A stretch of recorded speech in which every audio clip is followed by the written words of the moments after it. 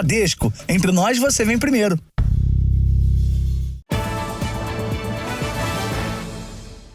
Olá, boa noite. Boa noite. A quarta-feira de feriado levou muita gente a procurar piscinas, praias e parques para amenizar o calorão. A onda de calor que atinge 15 estados tem feito São Paulo registrar recordes seguidos de altas temperaturas. Hoje choveu forte no final da tarde, mas ao longo do dia a máxima chegou a 36 graus. Uma onda de calor que tem elevado a temperatura em São Paulo a quase 38 graus. Eu sou do Pará, mas eu morava em Manaus e eu fugi de lá por causa do calor. Mas chegou aqui não está muito diferente não, viu? Com sol escaldante, os moradores da maior cidade do país buscaram se refrescar neste feriado. Mais uma vez, as piscinas ficaram lotadas. Tinha até fila para entrar na água. A represa de Guarapiranga também foi disputada pelos banhistas. Já quem conseguiu descer para a Baixada Santista aproveitou o dia no mar.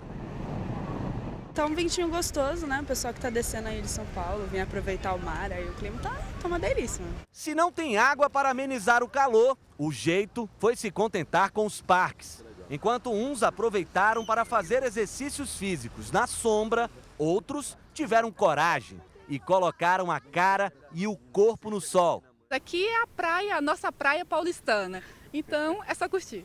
Fugir dos horários mais quentes foi a estratégia de muita gente, porque a temperatura elevada pode trazer sérios riscos à saúde. Pensei, vou cedo, volto cedo, pego o sol da manhã do bebê e vou embora. Cuidado redobrado também com os animais de estimação. A gente tem que respeitar e observar isso, ter essa sintonia com o animal para que ele não padeça aí com esse calor.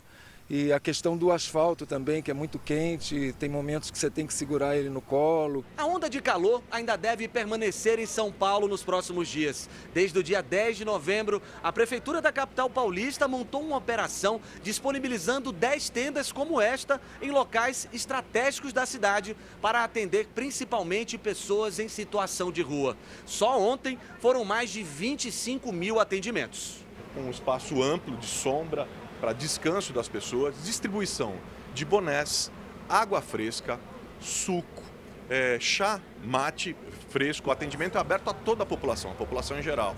E também aos trabalhadores que estão mais expostos. Numa semana em que São Paulo bateu recorde de calor 3 dias seguidos, é importante reforçar as orientações básicas. Muita hidratação, alimentação leve e sol de manhã ou no fim da tarde. Eu recomendo muito para todos saírem, aproveitarem os ambientes, principalmente um ambiente como esse, né? Um ambiente com bastante natureza. O feriado registrou 2 mortes por afogamento em São Paulo. Um jovem de 23 anos na zona sul da capital paulista e um menino de 12 em Mauá, na região metropolitana. Os dois nadavam em lagos. Já no Rio de Janeiro, após 2 dias com sensação térmica acima dos 50 graus, o clima no feriado ficou um pouco mais confortável. Cariocas e turistas aproveitaram para ir às praias. Mas o calor extremo tem aumentado o número de atendimentos médicos na rede pública, principalmente por causa do uso de bronzeadores. A temperatura no Rio de Janeiro caiu 10 graus, mas isso não significa que o calorão foi embora. No fim da manhã de hoje, a cidade registrou média de 32 graus com sensação térmica de quase 49. Resultado, praias lotadas e unidades de saúde também. A procura por atendimento médico na rede municipal do Rio de Janeiro tem chamado a atenção. Segundo a Secretaria de Saúde, nesta onda de calor, a cada 2 horas, uma pessoa foi atendida com problemas causados pelas temperaturas extremas. Além da desidratação, alguns pacientes deram entrada com queimaduras de 2º grau por uso de bronzeadores. Encontrar alguém que use fórmulas caseiras para se bronzear não é algo difícil. É seguro, pode ficar no sol, não tem nada sem ser parafina, é só parafina e o bronzeador, protetor solar, tudo junto, legalizado. Mas os médicos reprovam e alertam para os riscos. A gente nunca deve buscar um bronzeamento. A gente tem que entender que uma exposição gradual e saudável ao sol, aquele primeiro sol da manhã ou aquele último sol do dia, depois das 16 horas, ele já vai te levar a um bronzeamento saudável, sempre com filtro solar. Para a dermatologista, o único produto seguro e eficaz que deve ser aplicado na pele é o protetor solar. Um hábito que tem que ser diário. Todo indivíduo acima dos 12 anos de idade deve usar o protetor solar diariamente, 30 minutos antes de se expor ao sol. Aí a gente vai estar se prevenindo contra duas coisas: queimaduras solares e também contra o câncer de pele. Giannini procura chegar cedo à praia e ficar debaixo da sombra. Difícil mesmo é convencer a filha a passar o protetor. No rosto ela sempre passa antes de sair de casa, passa todos os dias até, mas no corpo fica mais resistente mesmo, né? Aí quando chegou na praia passou um pouquinho antes de ir à água e agora quando secar vai repetir de novo. Veja agora outros destaques do dia. Exército de Israel faz operação no maior hospital da faixa de Gaza e encontra armas e QG do grupo terrorista Hamas. Conselho de Segurança da ONU aprova resolução que pede pausas humanitárias na guerra. Líderes do Hamas têm vida de luxo, bem longe da zona de conflito. Mortes pelo calor extremo podem crescer 5 vezes nas próximas décadas. Setor de transporte está preocupado com demora na sanção do projeto que prorroga a desoneração da folha de pagamento. E na série especial, a busca por um matador de aluguel na fronteira entre Brasil e Paraguai.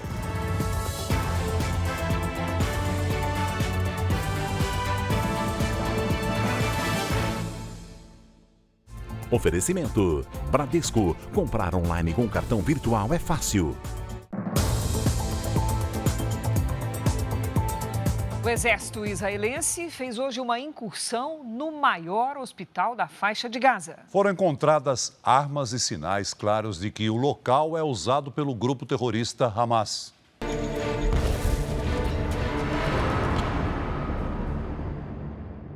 Foi durante a madrugada que os soldados israelenses chegaram até o hospital Al-Shifa. O exército anunciou que as tropas eliminaram terroristas do Hamas em um confronto do lado de fora da unidade.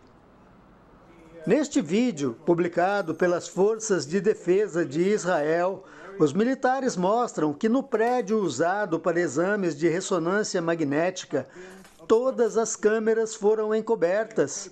Dentro de malas foram encontradas armas, além de granadas e coletes à prova de balas com o símbolo do Hamas. Não há dúvidas de que o Hamas usou este prédio para operações militares, violando leis internacionais, diz o militar. O hospital Al-Shifa, na cidade de Gaza, se transformou no principal alvo da operação terrestre das forças israelenses. No local, há mais de 2.000 pessoas, entre pacientes e moradores da região, que se abrigam no hospital. Segundo Israel, todos são usados como escudos humanos pelos terroristas, incluindo mais de 30 bebês que nasceram de forma prematura. Depois de interrogar dezenas de pessoas, os soldados israelenses deixaram o hospital. Mas antes de ir, entregaram suprimentos médicos, água e comida. Do lado de fora, o conflito por terra segue intenso. Aqui, soldados colocam a bandeira de Israel em uma área central de Gaza. Já na fronteira de Rafah, novos caminhões entraram com ajuda humanitária. Pela primeira vez, veículos carregados com combustível chegaram ao território palestino.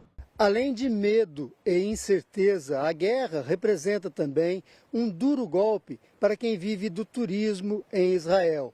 Aqui em Jerusalém, por exemplo, havia a expectativa de receber esse ano 4 milhões de turistas, mas desde 7 de outubro, esta é a nova realidade de Jerusalém, uma cidade praticamente deserta.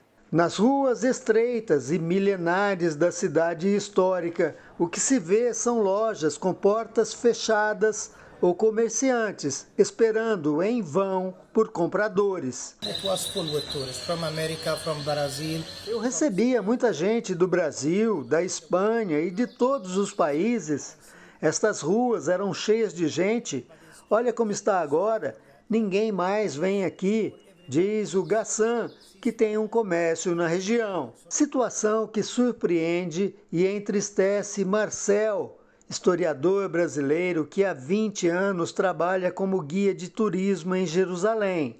Desde o começo do conflito, ele não guia mais ninguém aqui e não há perspectiva de que isso volte a acontecer no curto prazo. É uma lembrança de 2 anos de corona. Voltamos a hibernar. Já cancelados todos os turistas até fevereiro. Mas por enquanto é rezar para que as coisas mudem, porque até fevereiro estamos aqui congelados. O Conselho de Segurança da ONU aprovou uma resolução que propõe uma pausa humanitária na faixa de Gaza. O texto defende pausas urgentes e prolongadas dos conflitos, além da libertação dos reféns levados pelos terroristas. A resolução proposta por Malta teve 12 votos a favor, incluindo o do Brasil. Estados Unidos, Rússia e Reino Unido se abstiveram. O texto não condena os ataques do Hamas, mas exige o cumprimento da lei internacional, que prevê a proteção de crianças. O governo israelense declarou que não vai cumprir a resolução enquanto o Hamas mantiver reféns. É fora da zona de guerra, bem longe de qualquer perigo e cercados de luxo, que vivem os líderes do grupo terrorista Hamas. Bilionários, eles mantêm o domínio da faixa de Gaza por questões políticas e econômicas. Este é o Catar, um país que já foi sede da Copa do Mundo e é conhecido pela exuberância e empreendimentos bilionários. O luxo e a riqueza estão por todos os lados, pois é aqui onde vive parte da liderança do grupo terrorista Hamas. A vida que eles levam é bem diferente das pessoas que estão na faixa de Gaza. Eles vivem fora da faixa de Gaza, fora dos territórios palestinos, vivem bem longe dali, em lugares muito seguros, com todo o conforto possível. Inclusive são bilionários. Apesar da distância, as lideranças querem exercer o controle sobre a faixa de Gaza, que tem população de cerca de 2 milhões de pessoas. O Hamas explora serviços que vão de educação à saúde e determina até como funciona a economia. Então o Hamas taxa em 20% tudo que entra e sai ilegalmente da faixa de Gaza. E esse dinheiro e essa economia paralela, obscura, foi criada para que o Hamas levantasse mais dinheiro. Ele extorque os palestinos para que as suas lideranças vivam nessa vida perfeita. As fontes que abastecem o Hamas vêm de várias frentes, segundo esta professora de Relações Internacionais. Então, o Hamas tem outras fontes. Eles usam crime organizada, eles têm apoio de Catar, tráfico de armas, traficante de cigarros, de drogas. A história dos líderes do Hamas tem vários elementos em comum: participações em atentados, fabricação de explosivos, condenações à prisão perpétua. Para não serem capturados, muitos dormem cada dia num local diferente. 7 deles têm nomes conhecidos, mas apenas 2 costumam ter as imagens divulgadas. Um deles é Khaled Meshal, que participou da fundação do Hamas e atua no gabinete político dos terroristas. O outro é este homem, Ismail Hayer, que já esteve preso por 3 anos. Ele tem uma fortuna estimada de 4 bilhões de dólares e ele vive no Catar. Então ele às vezes vai um pouco para a Turquia, faz visitas ao Líbano e ao Irã. Ele está seguro, com uma série de seguranças, em hotéis de altíssimo luxo, vivendo bem tranquilo e protegido ainda pelo governo que o abriga. E mesmo os líderes que estão atrás das grades não deixam de participar das decisões do grupo terrorista. Até hoje, ninguém sabe como os líderes dentro das prisões conseguiram comunicar as decisões deles. É um mistério. Então, o único objetivo que se pode ter com um grupo dessa característica, dessa natureza, é eliminá-lo.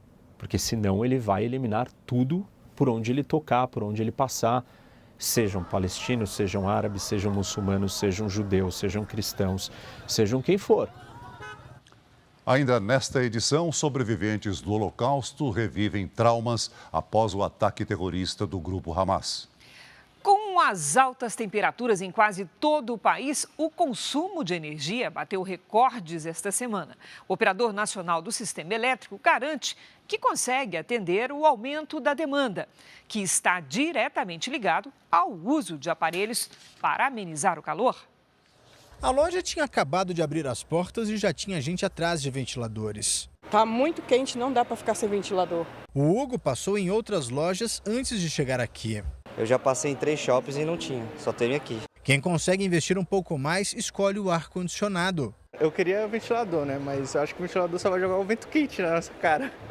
Os vendedores nunca trabalharam tanto para repor o mostruário. Tem clientes que ficam aguardando o nosso abastecimento ser concluído para poder conseguir comprar e já retirar o seu produto. O uso de ventiladores e aparelhos de ar-condicionado fez disparar o consumo de energia elétrica no país. As pessoas ligam mais o ventilador, ligam mais o ar-condicionado, acessam mais a geladeira para buscar água gelada, sucos e assim por diante. E isso é um reflexo direto no aumento de consumo das residências, fazendo com que a gente tenha uma demanda maior aí de necessidade de produção de energia elétrica no Brasil. Segundo o Operador Nacional do Sistema Elétrico, o consumo registrou marcas históricas essa semana. Os picos ocorreram entre 2 e 3 da tarde. Na terça-feira, às 2h20, a chamada demanda instantânea passou pelo segundo dia consecutivo de 100 mil megawatts. Nunca havia acontecido. Alta de quase 17% na comparação com as primeiras semanas de novembro. Hoje, por ser feriado, o pico ficou um pouco mais baixo, em 87 mil megawatts.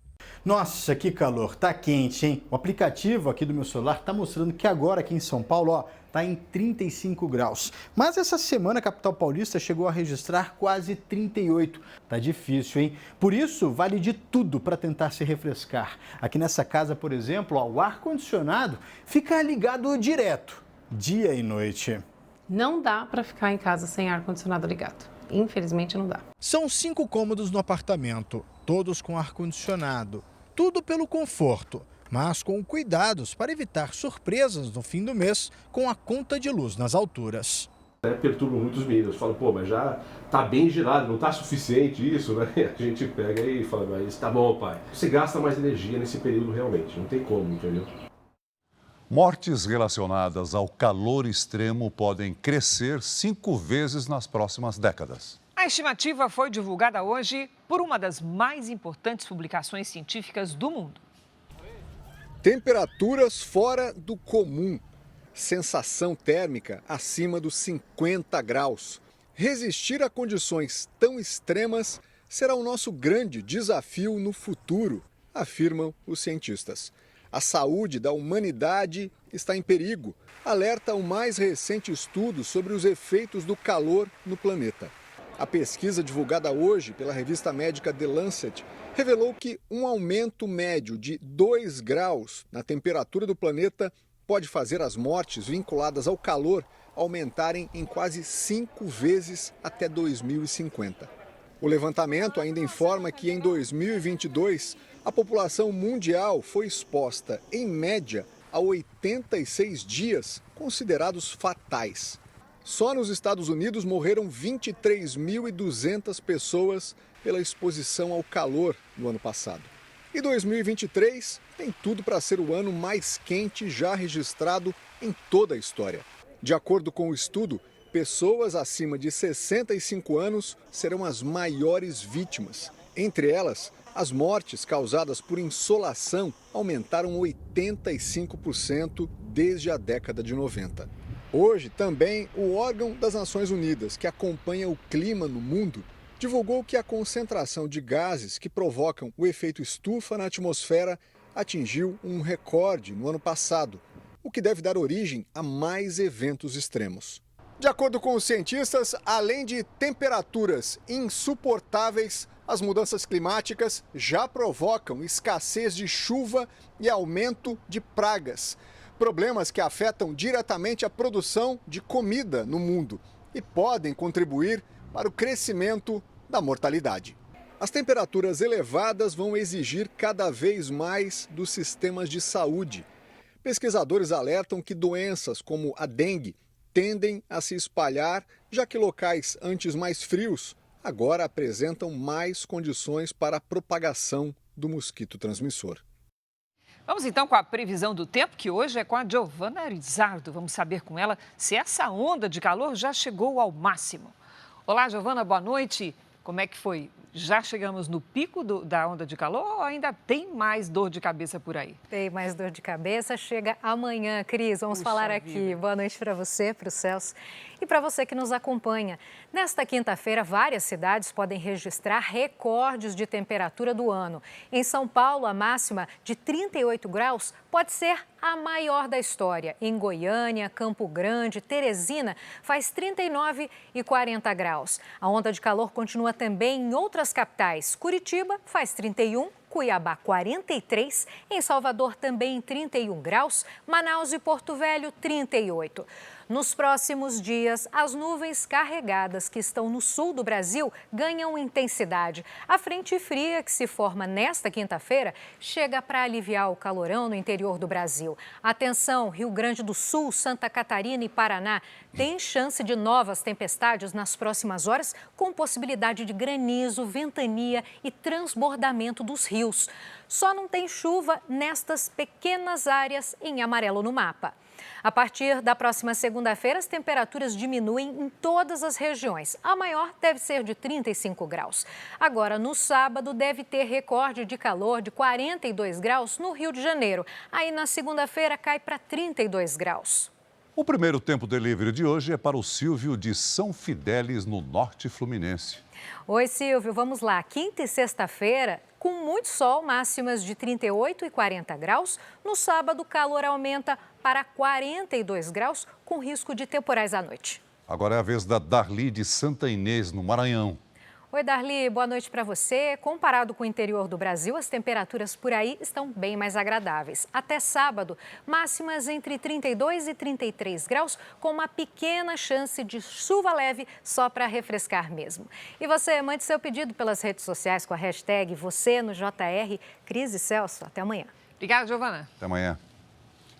O setor de transporte e logística vive o melhor momento desde a pandemia, com o aumento da demanda e das contratações. Mas as empresas afirmam que o fim da desoneração da folha salarial pode inverter este crescimento. Ao todo, 1 milhão de vagas de emprego podem ser fechadas no país. O presidente Lula tem até o dia 23 para sancionar o projeto do Congresso que prorroga a desoneração. As esteiras não param nem no feriado. Logo cedo, a empresa já tinha 130 mil encomendas para distribuir. O trabalho na transportadora acelerou neste ano. Nós estamos agora, nesse momento, vivendo um período de núpcias com a atividade econômica. A atividade econômica, efetivamente, melhorou. Na nossa empresa, nós estamos hoje trabalhando muito próximo da nossa capacidade instalada. Com mais entregas, a empresa precisou aumentar a frota e o número de empregados. A Maria está entre os contratados. Depois de 3 anos sem trabalho, pôde retomar um sonho antigo. Esses 7 meses que eu estou aqui, eu estou conseguindo terminar a construção da minha casa. É um sonho aí que a gente está conseguindo realizar graças ao meu emprego. Com uma quantidade maior de mercadorias para entregar, a transportadora já pensa em ter mais caminhões rodando no ano que vem. E a cada veículo novo na frota, é preciso ter 5 funcionários a mais para fazer a operação, para embarcar e retirar a carga e dirigir o caminhão. A empresa prevê abrir até 500 vagas, mas pode desistir se a desoneração da folha de pagamentos não for sancionada pelo presidente Lula. O setor classifica como desastrosa a possibilidade da prorrogação da desoneração não ser sancionada. Nós estamos vivendo num limbo que a gente não sabe qual é o fantasma que nós vamos ter que enfrentar. Nós precisamos fazer o planejamento dos negócios para o ano que vem. Nós não sabemos como fazer o planejamento dos negócios para o ano que vem. Se nós não tivermos a desoneração, nós provavelmente vamos conhecer um desastre no setor. Desde 2011, a desoneração da folha permite que as empresas dos 17 setores que mais empregam no país paguem alíquotas de 1 a 4,5% sobre a receita bruta, em vez de 20% sobre a folha salarial, o que incentiva a geração de empregos. A desoneração termina em 31 de dezembro. O Congresso aprovou a prorrogação da medida até 2027. Mas para continuar valendo, a lei precisa ser sancionada pelo presidente Lula até o dia 23 deste mês. Associações, entidades empresariais e sindicatos calculam que sem a desoneração, 1 milhão de vagas podem ser fechadas, com reflexos também para o consumidor. O empresário tem que pagar em torno de 73% a mais do salário bruto. Então, ele paga tributos que correspondem a 73% a mais. E esses custos vão ser englobados o quê? Vão ser colocados nos produtos que eles estão fazendo, né? Então, isso vai pesar para nós, no final, consumidores, né? Então, isso é um problema muito grande aqui no nosso país. A desoneração, segundo o professor, tem um impacto positivo para a economia do país. Vai ter muita contratação e, com isso, o que acontece? Você vai ter muito mais pessoas consumindo na sociedade, né? Ok? Isso vai implicar em aumento de PIB, aumento do consumo, tá? E vai ser muito importante para o crescimento econômico.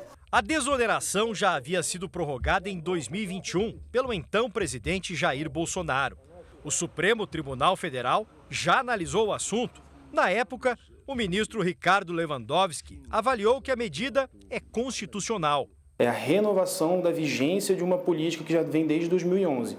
Não se trata de uma diferença de impostos nova, não se trata de um benefício tributário novo, e sim da renovação da vigência de algo que vem desde 2011, 12 anos atrás. Seja do ponto de vista econômico, na redução da carga tributária, ou seja do ponto de vista social, no que tange a manutenção do emprego de milhares de empregados de vários setores da economia brasileira, a desoneração da folha de pagamento é uma medida não apenas constitucional, mas importantíssima para toda a República Federativa do Brasil. O dono da transportadora também é vice-presidente da Federação do Setor no estado de São Paulo e diz que o fim da desoneração teria consequências graves para as empresas. Se nós tivermos uma reoneração da folha de pagamento que traz 20% de custos sobre a folha de pagamento, nós vamos ter praticamente mais de 60% das empresas brasileiras na área de transporte e logística incapazes de fazer face a um custo como esse. Aos 18 anos, o Cauê foi contratado como auxiliar de tráfego. Está cheio de planos para o futuro e espera que outras pessoas tenham a mesma oportunidade com mais contratações. Para que todo mundo consiga conquistar os seus objetivos, né? Com o emprego consegue conquistar. E o país melhora, 100%. Veja a seguir, comparação feita por Lula entre o ataque terrorista do Hamas e as ações de defesa de Israel põe o Brasil na contramão dos principais países do mundo. Confederação Israelita do Brasil faz duras críticas ao ministro da Justiça Flávio Dino, que usou uma passagem bíblica para comentar o resgate de brasileiros da faixa de Gaza. Na série especial A Caça, um matador de aluguel que nunca foi capturado pela polícia e segue foragido desde 2019. O presidente Lula vem se colocando na contramão dos principais líderes mundiais ao não reconhecer o direito de Israel de se defender dos ataques promovidos pelo Hamas, que deixaram mais de 1.200 mortos. Lula disse que a ação israelense em Gaza é comparável ao terrorismo. Entidades e especialistas criticam esse posicionamento do presidente brasileiro.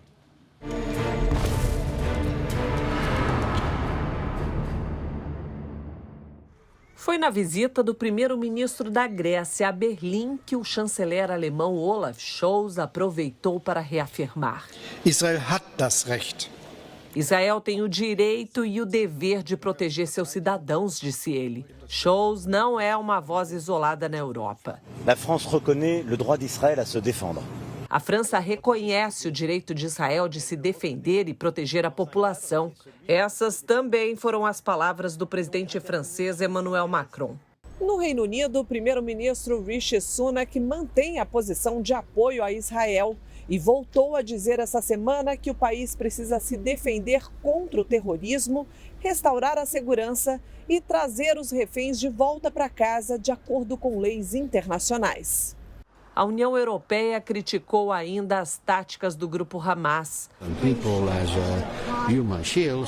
Condenamos o uso de hospitais e de pessoas feitas como escudos humanos. Josep Borrell, representante da União Europeia, se referia aos centros médicos usados para abrigar terroristas e esconder armas em meio à população civil que precisa de atendimento.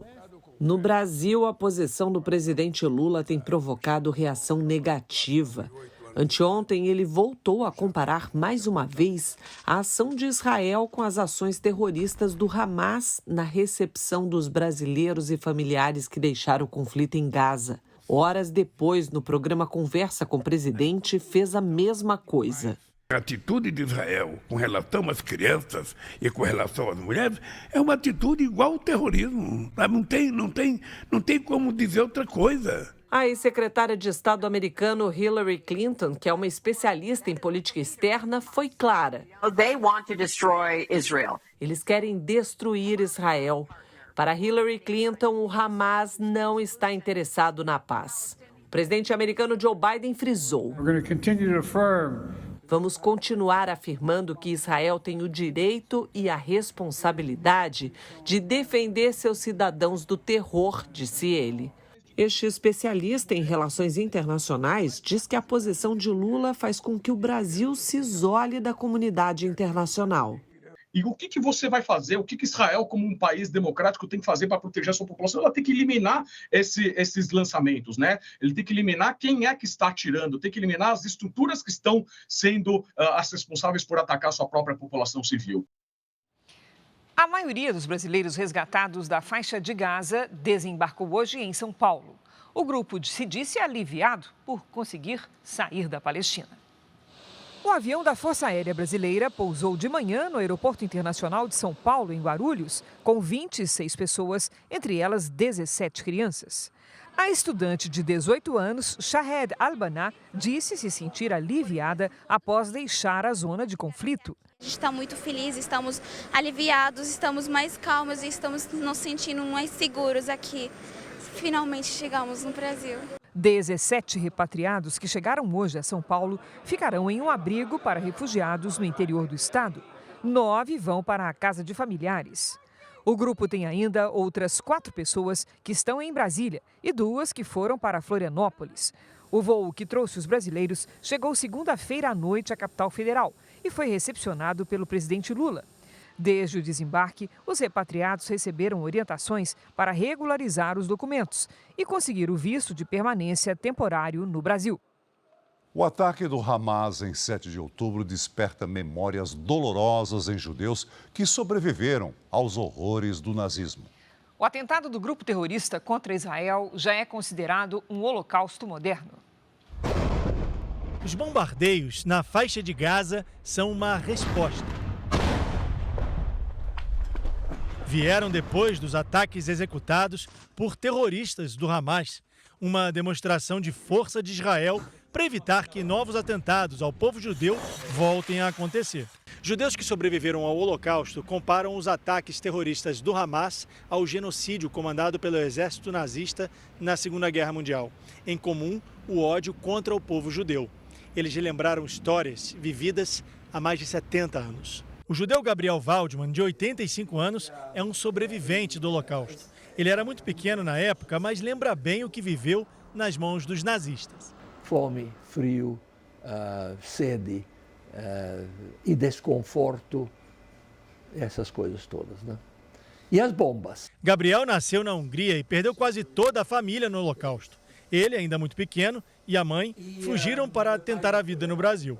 A imagem da guerra na faixa de Gaza trouxe de volta memórias que preferia esquecer. O mal, o ódio está se levantando de novo. E aquilo que eu vivenciei, essa gente que está lá agora está vivenciando de novo. Assim como Gabriel, Jorge Legman também é judeu e vive no Brasil. Ele estava na barriga da mãe quando a família foi enviada ao campo de concentração de Auschwitz, na Polônia. Sobreviveu por um milagre.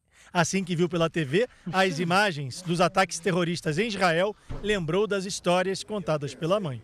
Chegando no campo de Auschwitz-Birkenau, a minha mãe tinha na plataforma o pessoal que avisava nos megafones. Quem não tiver se sentir cansado ou não tiver força de andar, pode embarcar nesses caminhões que irão levar vocês para os alojamentos. Quem entrou nesses caminhões foi para a Câmara de Gás imediatamente.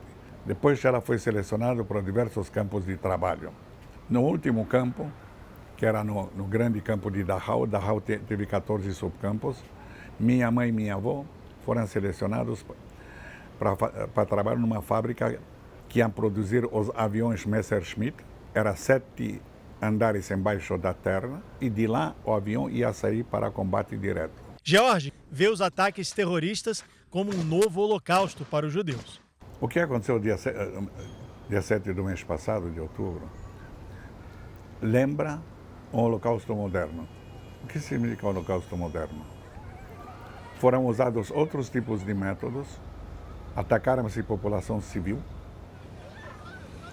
a esmo, coisa muito localizada, é imperdoável o que aconteceu. Porque mataram gente 100% desarmada e começou a aumentar o antissemitismo no mundo. A primeira coisa que eu pensei foi isso. Novamente estamos assistindo uma nova versão do mesmo ódio assassino que nós já vimos tantas vezes antes na história.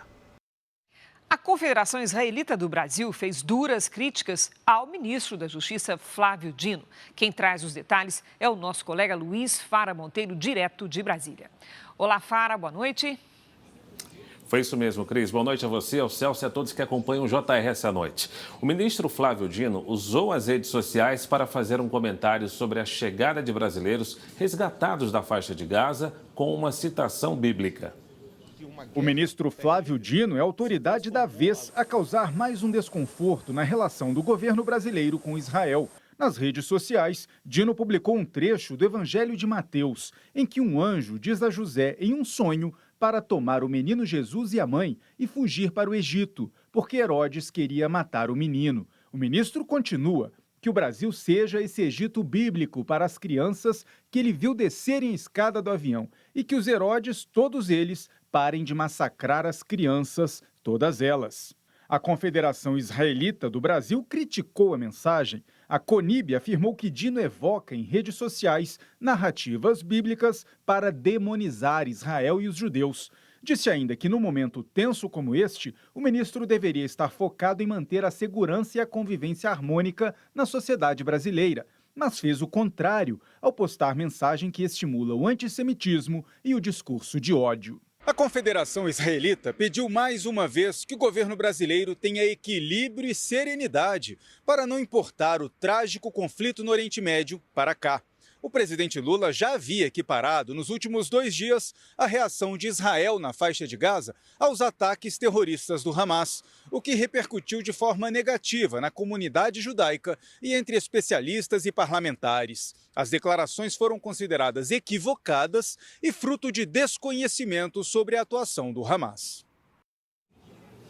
Você continua no JR, eu volto em instantes com mais notícias de Brasília. Cris e Celso. Até já, Fara. Veja a seguir, Ministério dos Direitos Humanos bancou passagem e hospedagem de esposa de chefe de facção criminosa do Amazonas. Seleção brasileira faz último treino antes do jogo contra a Colômbia e técnico Fernando Diniz parece ter encontrado solução para o ataque. Daqui a pouco, na série especial, a busca por um matador de aluguel que pode ter escapado da polícia por uma rota de fuga famosa, a fronteira do Brasil com o Paraguai.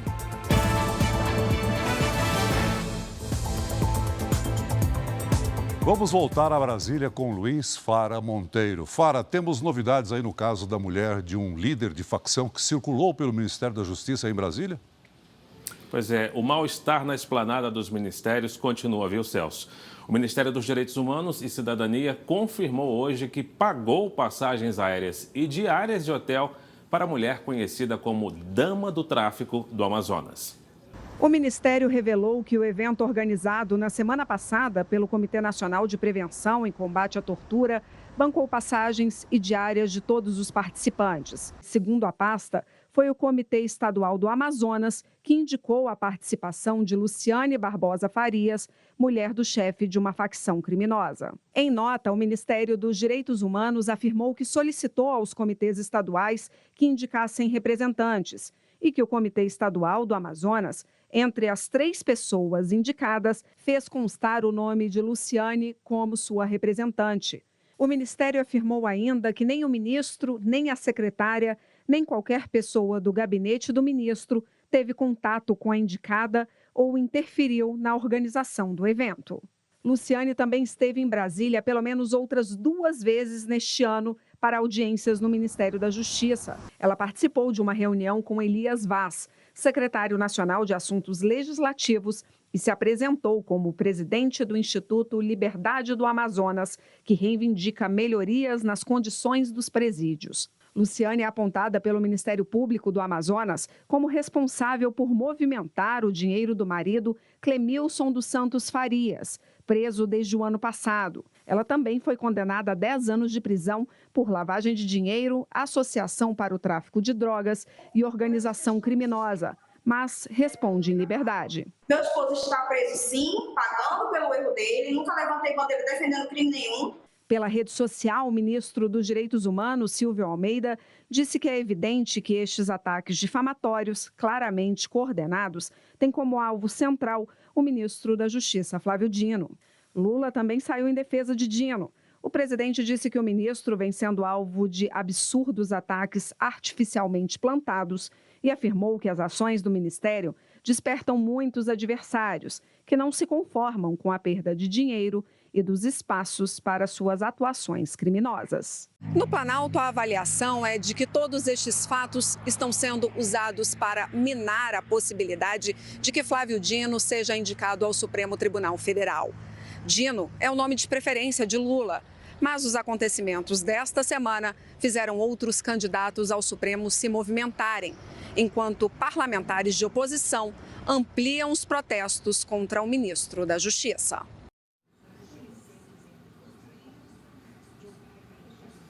Eu fico por aqui, mas para você saber mais notícias de Brasília, é só acessar o r7.com. Voltamos a São Paulo com Cris e Celso. Valeu, Fara. China e Estados Unidos anunciaram hoje a criação de um grupo de trabalho para estabelecer uma cooperação climática. Os 2 países concordaram em triplicar a capacidade global de energia renovável até 2030 e trabalhar no combate ao desmatamento. O acordo foi anunciado enquanto os presidentes Joe Biden e Xi Jinping se reuniam em uma propriedade de luxo na Califórnia. No encontro, Biden destacou a crise climática, enquanto o líder chinês disse que a relação comercial entre os 2 países é a mais importante do mundo. A Europa vai investigar a Amazon sobre a possível venda de produtos ilegais na plataforma. A Comissão Europeia quer saber como a empresa protege os consumidores desse tipo de venda. A Amazon tem até o dia 6 de dezembro para entregar as informações. A União Europeia tenta regular as grandes plataformas online. Este ano, o bloco abriu investigação contra Facebook, Instagram e TikTok para saber o que as redes fazem para proteger crianças e adolescentes de conteúdos impróprios. A seleção brasileira embarcou hoje para a Colômbia. Antes, a equipe fez um último treino na Granja Comari, em Teresópolis, no Rio de Janeiro. O técnico Fernando Diniz deve apostar num time bastante ofensivo, com 4 jogadores no ataque. No último treino, antes do jogo contra a Colômbia, clima amistoso e treino fechado. Fernando Diniz parece ter resolvido o quebra-cabeça no ataque. Testou Rafinha e Martinelli nas pontas, com a dupla Vini Júnior e Rodrigo do Real Madrid mais centralizada. O caçula Endrick, apesar da expectativa, deve ficar no banco. A gente não tem que ficar esperando tudo do Endrick agora com 17 anos. O que eu vejo no Endrick é um potencial gigantesco. Ele pode, no futuro, se tornar um daqueles jogadores lendários do futebol brasileiro. Procurar deixar o Endrick leve, que é a melhor maneira dele conseguir produzir e atingir esse nível que todo mundo quer, é dando segurança para que ele seja ele mesmo. Aqui na Granja Comari, Fernando Diniz escalou um time com pelo menos 6 alterações em relação ao último jogo na derrota contra o Uruguai. O técnico da seleção teve o desafio de montar um time com ausências importantes. Lesionados, Neymar e o capitão Casimiro não foram convocados. E Gabriel Jesus ainda se recupera de uma lesão na coxa. O atacante fica em Teresópolis e pode jogar contra a Argentina no Maracanã na terça que vem. Outra ausência inesperada foi no gol. Machucado, o titular Ederson acabou cortado de última hora. Diniz agora aposta na experiência de Alisson, o mais velho dos convocados, para defender o Brasil. A gente vai encarar esse jogo com todas as dificuldades que a gente possa ter pela frente, a qualidade dos atacantes, a imposição física também dos jogadores de defesa da Colômbia. A gente sabe que vai ser um jogo duro, mas a gente está preparado. Na fronteira do Brasil com o Paraguai, a polícia tenta encontrar o paradeiro de um matador de aluguel foragido há 4 anos. O pistoleiro faz parte de uma milícia envolvida com o jogo do bicho em Mato Grosso do Sul. Quem atrapalhava os negócios do grupo era morto por Joanil Miranda, que está na lista de procurados do Brasil e da Interpol, a Polícia Internacional. É o que você vai ver agora na série especial.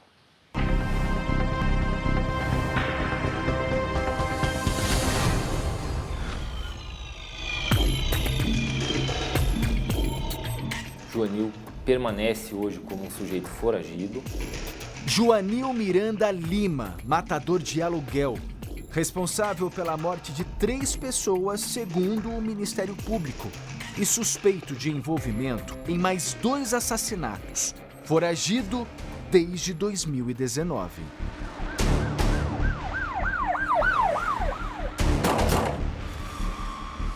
Joanil era morador de Campo Grande, Mato Grosso do Sul, cidade onde também ocorreram alguns assassinatos ligados a ele, como a morte do delegado aposentado Paulo Magalhães em 2013.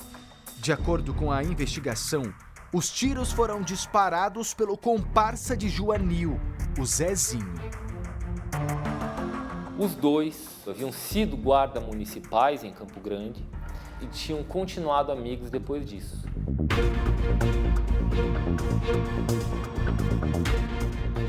Cinco anos mais tarde, Joanil e Zezinho teriam matado com mais de 40 tiros de fuzil o motorista desta caminhonete. Ele era ex-segurança de Jorge Rafá, considerado o rei do tráfico na fronteira do Brasil com o Paraguai. Rafá foi morto em 2016, numa emboscada em Pedro Juan Caballero, cidade paraguaia vizinha a Ponta Porã, em Mato Grosso do Sul. Joanil Miranda seguia no anonimato e bem distante do foco da polícia. Em 2019, o nome dele surgiu pela primeira vez durante uma investigação que revelou uma das maiores organizações criminosas relacionadas ao jogo do bicho aqui no estado. A polícia afirma que Joanil era o principal pistoleiro de um grupo de extermínio. Já nas primeiras buscas realizadas, já não estava mais, não foi encontrado. Não foi mais encontrado em Campo Grande. O jovem Matheus Coutinho Xavier, de 20 anos, foi assassinado por engano. O alvo da milícia era o pai dele. Em abril de 2019, o estudante foi morto na frente de casa, quando saía com a caminhonete da garagem.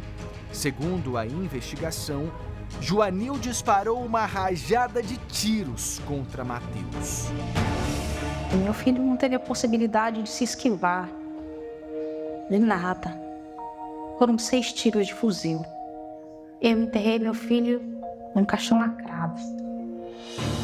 Após a morte do estudante Matheus, os atiradores fugiram, mas os líderes da milícia foram presos.